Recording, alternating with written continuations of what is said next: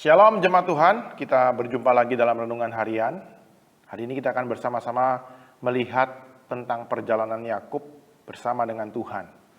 Kita akan membaca dalam Kejadian 35 ayat 1 sampai 15. Mari kita membaca bagian ini.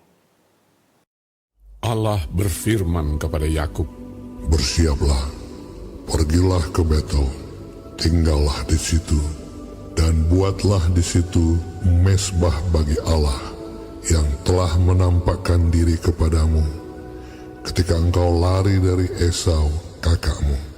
Lalu berkatalah Yakub kepada seisi rumahnya dan kepada semua orang yang bersama-sama dengan dia, "Jauhkanlah dewa-dewa asing yang ada di tengah-tengah kamu. Tahirkanlah dirimu dan tukarlah pakaianmu. Marilah kita bersiap dan pergi ke Betel. Aku akan membuat mezbah di situ bagi Allah, yang telah menjawab aku pada masa kesesakanku, dan yang telah menyertai aku di jalan yang kutempuh." Mereka menyerahkan kepada Yakub segala dewa asing yang dipunyai mereka dan anting-anting yang ada pada telinga mereka. Lalu Yakub menanamnya di bawah pohon besar yang dekat Sikem.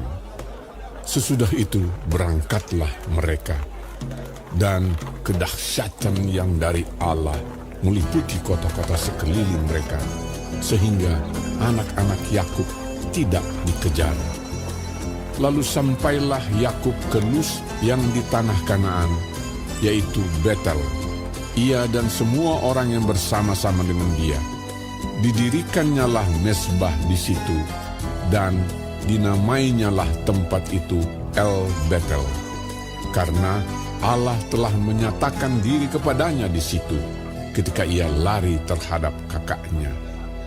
Ketika Deborah, inang pengasuh Ribka, mati, dikuburkanlah ia di sebelah hilir Betel di bawah pohon besar, yang dinamai orang pohon besar penangisan. Setelah Yakub datang dari Padan Aram, maka Allah menampakkan diri pula kepadanya dan memberkati dia. Firman Allah kepadanya, "Namamu Yakub, dari sekarang namamu bukan lagi Yakub, melainkan Israel. Itulah yang akan menjadi namamu." Maka Allah menamai dia Israel. Lagi firman Allah kepadanya, "Akulah Allah yang Maha Kuasa. Beranak cuculah dan bertambah banyak. Satu bangsa, bahkan sekumpulan bangsa-bangsa, akan terjadi daripadamu, dan raja-raja akan berasal daripadamu. Dan negeri ini yang telah kuberikan kepada Abraham dan kepada Ishak akan kuberikan kepadamu dan juga kepada keturunanmu." Lalu naiklah Allah meninggalkan Yakub dari tempat ia berfirman kepadanya. Kemudian Yakub mendirikan tugu di tempat itu, yakni tugu batu. Ia mempersembahkan korban curahan dan menuangkan minyak di atasnya. Yakub menamai tempat di mana Allah telah berfirman kepadanya, Betel.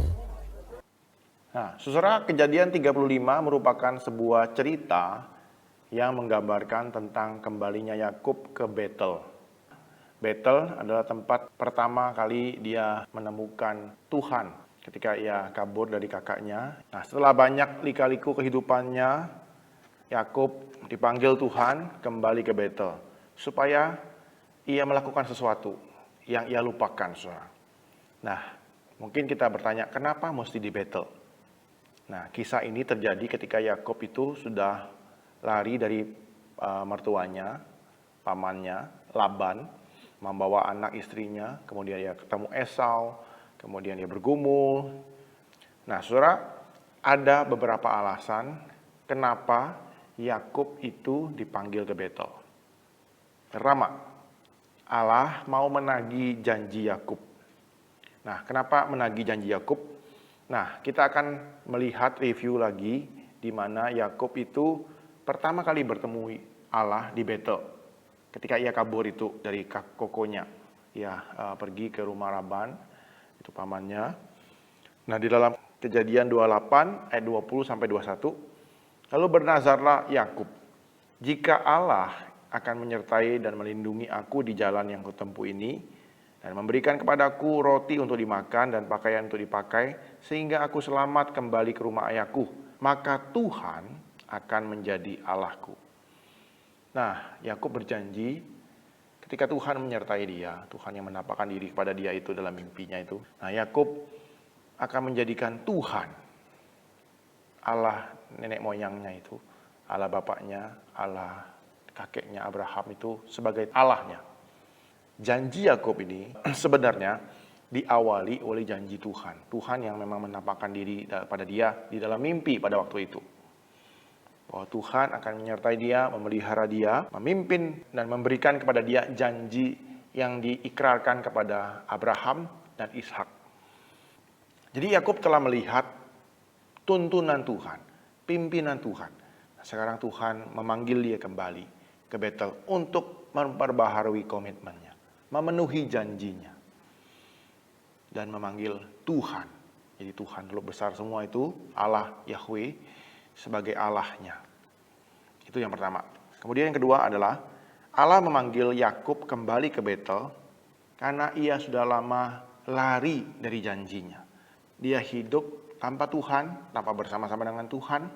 Namun Allah yang setia itu tetap memanggilnya kembali. Entah udah berapa lama Yakub itu mengembara, melupakan janjinya, tidak ikut sertakan Tuhan.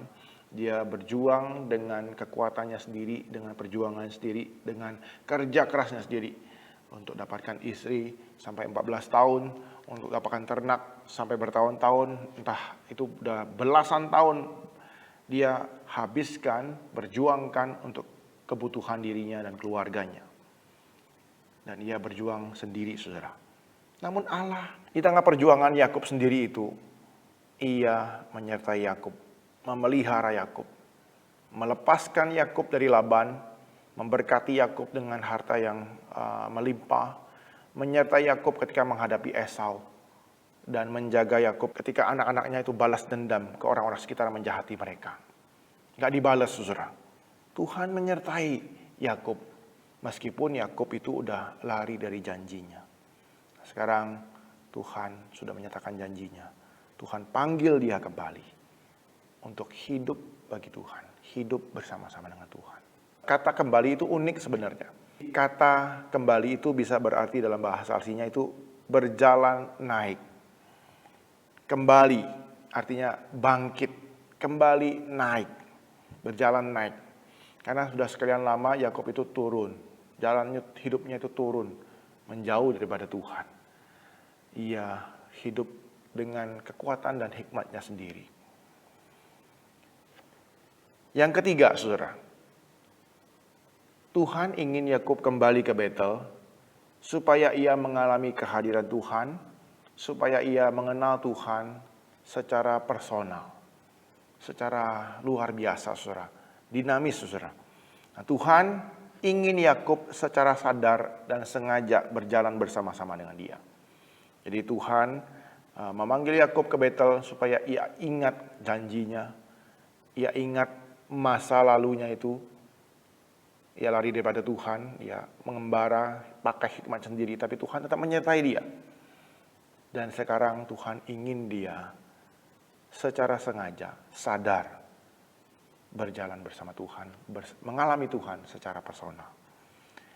Yakub sudah mengalami panggilan Tuhan di Betel, namun ia lari, mengembara tanpa Tuhan, tanpa peduli Tuhan lagi, ia lupa janjinya. Sekarang ia dipanggil kembali untuk mengikut Tuhan dengan setia.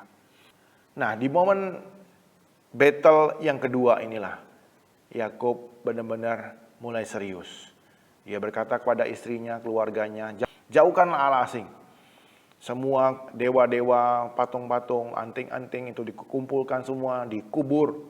Kemudian mereka tinggalkan itu semua. Dan mereka sekarang beribadah kepada Tuhan, menyembah kepada Tuhan. Fokus hidup Yakub mulai diarahkan kepada Tuhan.